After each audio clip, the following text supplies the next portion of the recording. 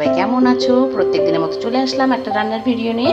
তো আজকে একটু চিকেন রান্না করব, তো সেটাই তোমাদের সাথে শেয়ার করব। দেখো কীভাবে করব।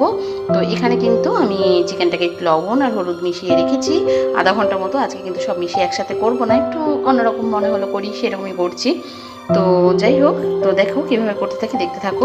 তো তেলের মধ্যে প্রথমে আমি একটু লবণ আর সামান্য একটু হলুদ দিয়ে দেবো বন্ধুরা। তারপরে কিন্তু আমি এই আলুগুলোকে ভেজে নেবো বন্ধুরা। তো দেখো বন্ধুরা, এখানে কিন্তু আমার আলুগুলো ভাজা হয়ে গেছে, সুন্দর করে লাল লাল করে একদম ভেজে নিয়েছি। তো এখানে আমি কিন্তু এবার হলুদ মাখানো চিকেনগুলোকে একটা একটা করে সব ভেজে নেবো বন্ধুরা। ভেজে নিয়ে আজকে আমি চিকেনটা রান্না করবো। তো দেখো বন্ধুরা, এখানে কিন্তু আমরা খুব সুন্দর করে চিকেনটাও ভেজে নিয়েছি, দেখতেই পাচ্ছ তোমরা, লাল লাল করে চিকেনটাও ভেজে নিয়েছি। এবার তেলের মধ্যে কিন্তু আমি এখানে পেঁয়াজগুলো দিয়ে দেবো বন্ধুরা, সুন্দর করে যাতে পেঁয়াজগুলো লাল লাল করে ভেজে নেব। তো আমি একদিন এক এক রকম করে রান্নাগুলো ট্রাই করি, সেগুলো তোমাদেরকে দেখায়, অবশ্যই দেখায়। তো যেভাবে করি সেভাবেই শেখানো প্লাস তোমাদের দেখানো দুটোই হয়। যারা নতুন রান্না করছো তাদের জন্য হয়তো উপকার হতে পারে, সেই কারণে।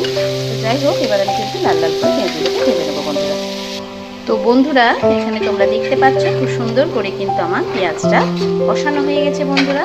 তো এই অবস্থায় আমি কিন্তু এখানে সব বাটা মশলাগুলো দিয়ে দেবো। এইটাই হচ্ছে আমার রান্নার একটা বেস্ট কিছু বলতে পারো, যে সবারই চাইতে হয়তো একটু আলাদা। যারা বাটা মশলায় রান্না করো তাদের তো একদমই বুঝতে পারবে, কিন্তু যারা করো না তারা অবশ্যই একটু করে দেখো বাটা মশলার কতটা স্বাদ।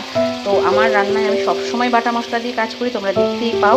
তো এখানে আমি দিলাম আদা রসুন বাটা, তার সঙ্গে দিলাম জিরে ধনে বাটা, তার সঙ্গে দিলাম হলুদ, তার সঙ্গে দিলাম লবণ, তার সঙ্গে দিলাম একটু ঝাল লঙ্কা।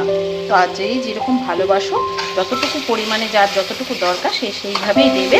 এবার কিন্তু এটাকে আমার সুন্দর করে কষিয়ে নেওয়ার পালা বন্ধুরা। দেখতেই পাচ্ছ এতেই কত সুন্দর কালার আসছে, কিন্তু এবার যখন কষিয়ে নেবো তখন আরও সুন্দর কালারটা চলে আসবে বন্ধুরা। তো তোমরা দেখতে থাকো, তোমাদেরকে দেখাচ্ছি। তো দেখো বন্ধুরা, এখানে কিন্তু মশলাটা থেকে তেল প্রচুর সুন্দর করে ছাড়িয়ে গিয়েছে। তো দেখতেই পাচ্ছ। তো এই অবস্থায় এখানে ভেজে রাখা চিকেন, ভেজে রাখা আলু সব একসাথে দিয়ে দেবো বন্ধুরা। তো দেখো, এবার আমি কিন্তু এটার সাথে মশলাটাকে সুন্দর করে কষিয়ে নেব আর তোমাদেরকে দেখাতে থাকবো। দেখো, এখানে কিন্তু আমি 5 মিনিটের জন্য এখন ঢেকে দেবো বন্ধুরা। তো দেখো বন্ধুরা, এখানে কিন্তু খুব সুন্দর করে আমার কষানো হয়ে গিয়েছে, দেখতেই পাচ্ছ। এবার কিন্তু আমি এখানে পরিমাণ মতো জল দিয়ে দেবো বন্ধুরা। আর কিন্তু আমার কষানোর দরকার নেই, খুব সুন্দর করে আমি কিন্তু কষিয়ে নিয়েছি। তো এবার যতটুকু জল লাগবে, যে যেরকম গ্রেভি লাগবে সেরকমই করবে।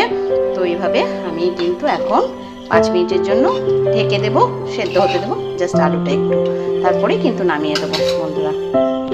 দেখো বন্ধুরা, এখানে কিন্তু আমার একদম রেডি চিকেনটা। তো এইটুকু আমার একটু লাগবে গ্রেভি, এটা থাকলে কিন্তু আরও এঁটে যাবে ব্যাপারটা। দেখতেই পাচ্ছ কত সুন্দর কালার এসছে। তো ক্যামেরাতে কতটুকু বোঝাতে পারছি আমি জানি না। এখানে কিন্তু আমি একটু বাটা গরম মশলা দিয়ে দেবো বন্ধুরা। তো এইবার কিন্তু আমি এটাকে গ্যাসের ফ্লেমটাকে পুরো বন্ধ করে দেবো। তো আমার রান্না একদম কমপ্লিট। কার কীরকম লাগলো অবশ্যই একটু লাইক কমেন্ট শেয়ার দিয়ে জানিও। তো আজকের জন্য এই রেসিপিটাই ছিল, কালকে আবার অন্য কোনো রেসিপি নিয়ে তোমাদের সামনে